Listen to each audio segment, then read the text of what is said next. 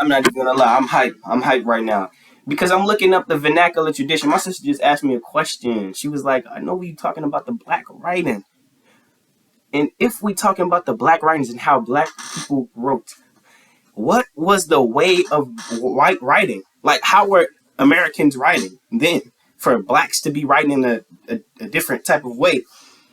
So I take her. I'm like, I know.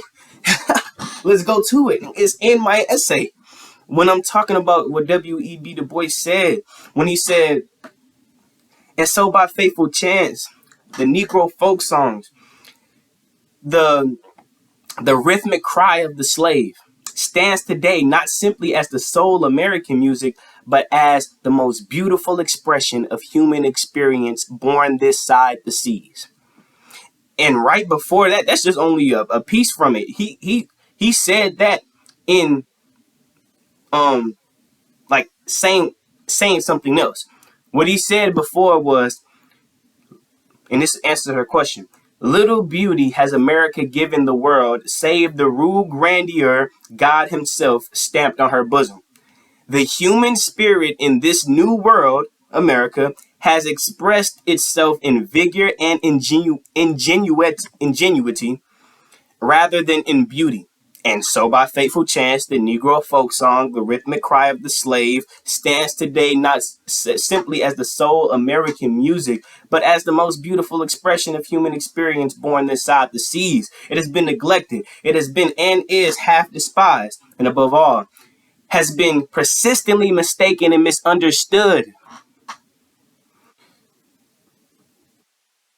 But notwithstanding, it still remains the singular spiritual heritage of the nation of America and the greatest gift of the Negro people, the greatest contribution to America, to the world, to be honest, is the writings of African Americans.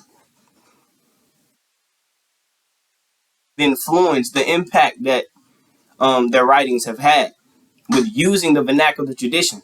The answer to her question and the interpretation of what he said there of the little beauty of America, little beauty has America given the world, save the, what he is saying is that American writings have been based on violence and material things instead of the genuine beauty. And Negro spirituals are the genre, one of the genres that express this beauty of imperfection or humanity, the beauty of humanity.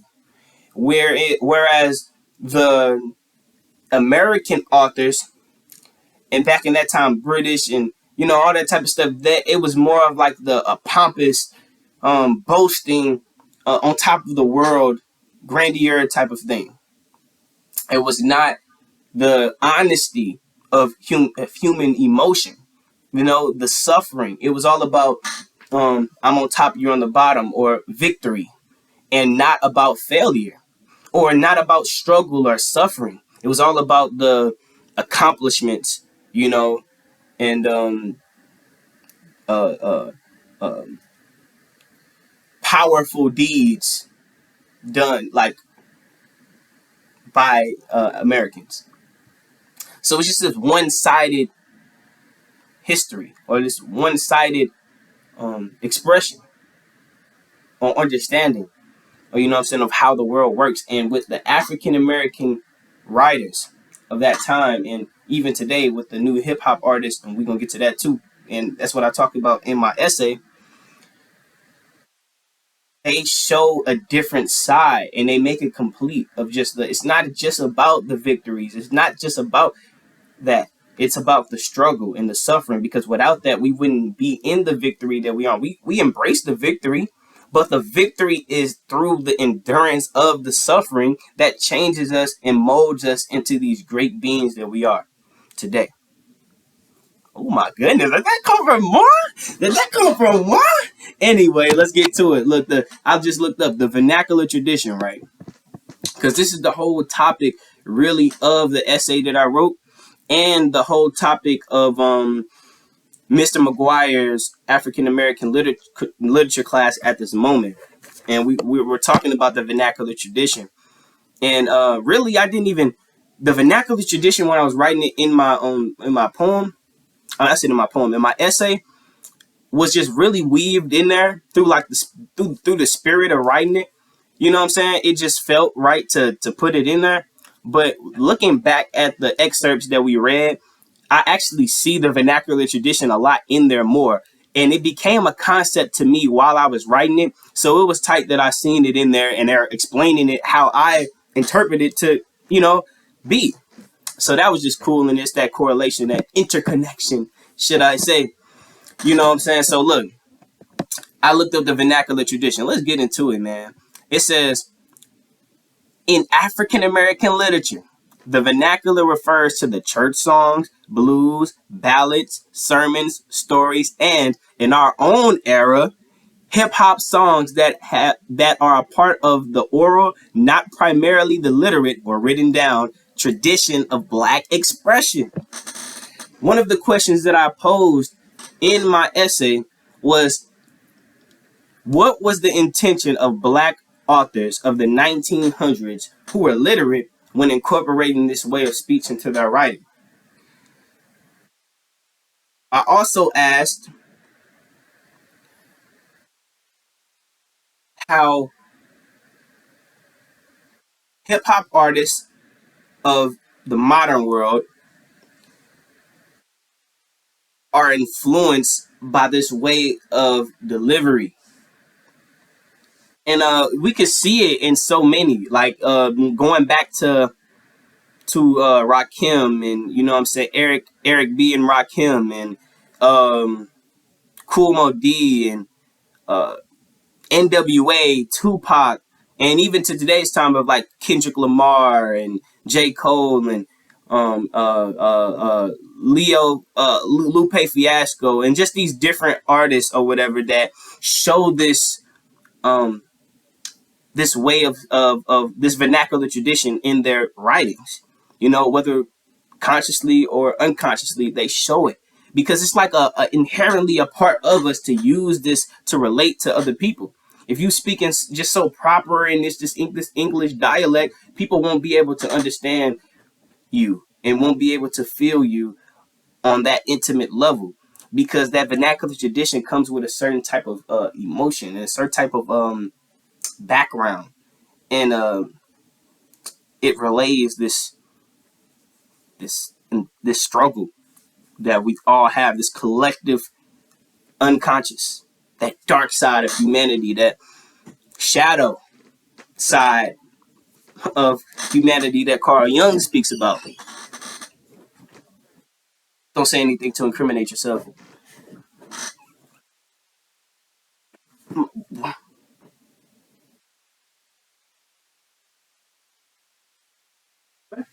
Okay, my boy. No incrimination, my boy. No incrimination, my boy. Alright. That was my sister, man. Yesterday we was just talking. That's the one I was just talking about. That just asked me the question. But yesterday we was just talking about the same thing. She was reading over my essay. I'm like, sis, I just did my thing on this essay. I need you to critique it. I need you to critique it. I need you to criticize it.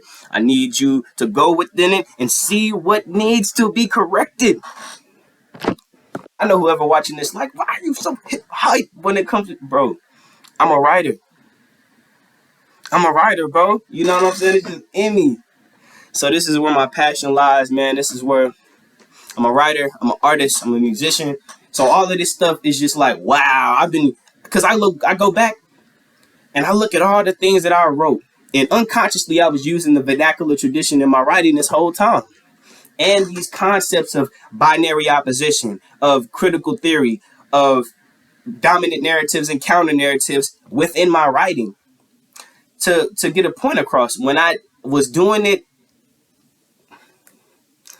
intentionally, but not like conscious of the words. Like I knew that I was trying to get some type of point across, but I didn't know exactly like what the term was called or the concept was called in which I was doing. So, it's just tight to look at other writers and other people that know these things and use it. And that's why me and Mr. Maguire were talking the other day when I showed him the not finished version of my essay. He was talking about Jordan Peele, and it's crazy the interconnection of like each other as humans. I was talking to one of my friends at school, man. One of my boys at school is named Solomon, and we was talking. I was talking to him about Jordan Peele and how Jordan Peele is able to capture, you know what I'm saying, people and mesmerize people with his work because he understands the shadow of humanity. He understands the dark side and the unconscious things that people don't want to talk about, that people are low key aware of, but in within themselves, but they don't show it out into our society. And Mr. Maguire was telling me that it is important to understand your art form because then you can manipulate it and play with it how you want to play with it. He was like, Mr. Maguire was like, Jordan Peele, the reason that he's able to write these great scripts and able to capture his audience, you know, is because he understands his writing. He understands the concepts, you know, and knows what they are, the terms and everything, the dominant narratives, the critical theory, and all that stuff that I'm talking about. He understands these things and he's able to play with it because then a question is arose is, and this is what my sister and me were talking about yesterday, is art an expression of life or is life an expression of art? And I think Jordan Peele really shows that well with his works. You know, Tyler Perry does it too. Tyler Perry does it also because he knows what people are afraid of. He knows what people are not wanting to show to society and not wanting to reveal, so they be the one to reveal it. Toni Morrison, man, this is paraphrasing her, but she has a quote and she was talking about if there's a book or a story that you really want to read, that you really, really want to read that hasn't been written yet, you are the one to write that. And as a writer, I think of that and I go, wow, it's so many stories and books and novels that have been within me all my life that I haven't written yet. You know, and it gives me that boost of um of inspiration. You know, that boost of like motivation to really write that book of like, wow, this story's within me and how much I want to read it, somebody else wants to read it like that. So, in conclusion,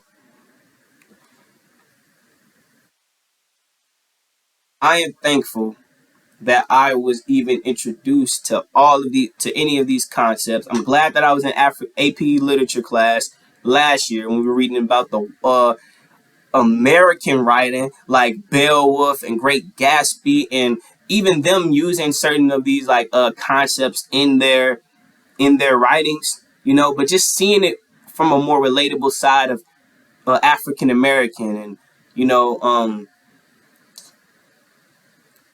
really diving deep into the intellect which African Americans really have, which are not really shown for real. You know, even through all of this stuff that we've done and this amazing things that we've presented to the world and the greatest gift that we've presented to the world, it still is, like W.E.B. Du Bois said, half despised, has been neglected. You know what I'm saying? And it's mistaken and misunderstood. You know what I'm saying? They don't understand that the vernacular tradition, like I said in my essay, is the art of dialectic expression. And I raised the question at the end: should black writers refrain from using or weaving the vernacular tradition in their writings, stories, books, poems, etc., whatever? Being that the narrative is that blacks are illiterate and ignorant of English grammar, or should they continue to incorporate this inside of their writing to fight against, to embrace the culture of dialectic expression, fight against the social exclusion or the social marginalization of societal structures. So I thank everybody on here, whoever gets to listen to this. It's really for me to express myself and just to view it back. But for anybody that looks at this, it's just my perception. It's my perspective of all of these things. This is my heart's joy, to really relate. And that's because that's what I understand my purpose is that I'm here to pass on information that's always been here. And this is only proving that to me. You know what I'm saying? I'm one who believes that the biggest trick that we play on ourselves is illusion of perception, and we give life meaning and everything. But I think, and we entertain ourselves with the lives that we live. Like, I'm a character in a movie. All my life, I've been a character in this movie. Steph'on Rigginx is a character that I've been playing all my life, and all the events in my life, all the things that happened were different scenes in my life. You know what I'm saying? And they brought me to where I am right now. It's like a whole character arc. I am Steph'on Rigginx. But I understand that beyond that, I'm the observer I'm the audience, I'm the reader of this book of Steph'on Rigginx, the story of Steph'on Rigginx, which can relate just like the story of Kuta Kinte or Alauda Equiano, and yeah, we make the meanings. I believe that we make the meanings for our life.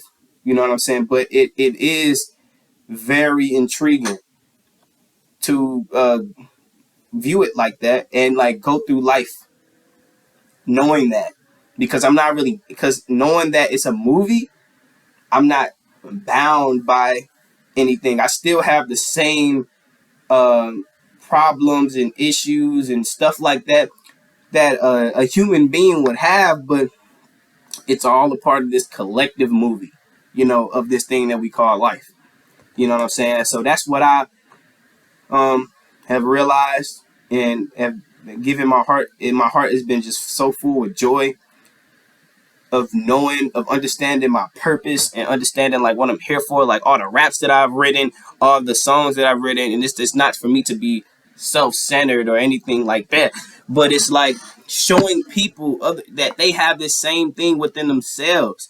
Like, you can look and look, there's something that you're passionate about like this, that you are willing on a Saturday to make a video about or to talk about endlessly. You know what I'm saying? And my African American literature class, if I show this to my African American literature class, one thing that I would like to propose is that we be more engaged in the class, that we can be able to bounce off of each other and gain different perspectives from one another, that we can rise in this expression of truth, that we can understand each other more and understand that conflict is not such a bad thing. To disagree with somebody else is not such a bad thing as we think it is. If as of our society, the societal structures have made it seem. I'm not your enemy because I disagree with you. I'm not your enemy because we don't see the world the same. I'm not your enemy. But I need you to conflict with me in order for us to be whole. We need to be, it's the individuation Carl Jung speaks about, that I interpret it as, is that we need people to be their authentic self, to believe the things that they believe, to think the way that they think, and oppose other thinking, for it to be that growth. You know what I'm saying? That evolution and stuff like that. So yeah, I would propose that we be more engaged in the classroom, and from my experience of being in the class, though I'm a writer, I'm able to use these concepts in different things that I do and just how I interact with people. You know what I'm saying? Because at first, I'll be honest, like I was so stuck on what I believed and what I believed was right that I could not hear the perspective of another person, and I had no empathy really for anybody else's belief because I'm so focused on what I think. This ain't even. It's not even like it's something that I know. It's like it's something that is. It's an idea. And like Alan Watts, the philosopher Alan Watts said, people don't have ideas, ideas have people. And once I understood that, really, I understood that when I was able to take a step out of myself and view myself objectively, like, whoa, I am the person. I am consciousness, like Neville Goddard said. I am is consciousness. I am the observer of the thoughts that I have, the ideas that are in my head. So I take a look. I take a look and go, oh, but we identify ourselves with our ideas, and that gives us the feeling of like, mine. These are my ideas. These are my ideas. I need to defend these ideas. When really, they're just ideas that you hold on to. You know what I'm saying? And it only um limits your ability to grow or to understand more or to want to understand more. So I know that conclusion was pretty long, but thank you all for being who you are. Thank you for being your natural selves and even not your natural self, because then we can identify each other as human. Like, that's the persona that Carl Jung spoke about. That's the, you know what I'm saying? And it's not judging it, but seeing it within ourselves and knowing that we are a reflection of that. My sister was just talking about it yesterday. The reenactment, that we like the stories are reenactments of our own lives, and we are reenactments of the thoughts that we may have. Like, oh my goodness, bro. I just love it, bro. I just love it, bro. This deep dive into, and even um with Albert Camus, I think that's the philosopher's name, and his philosophy of meaninglessness. I understand that, and that's just how it's saying we give meaning to things and stuff. I also just believe that while understanding that, we're able to create a life that we want to live or that we prefer going through. So this is 20 minutes long that I'm speaking of this stuff, but it's all right because hey, this is what I love. So who's gonna stop me? Who's gonna stop me? Who's gonna stop me? Nobody. Even me. Even me.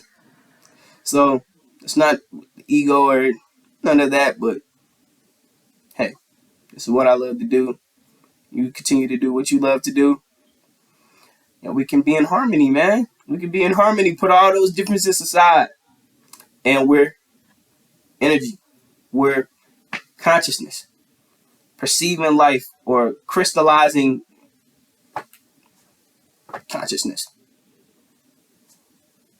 Hey, this is my opinion. You know what I'm saying? You don't have to believe it at all. I love you all. My name is Steph'on Rigginx. Thank you.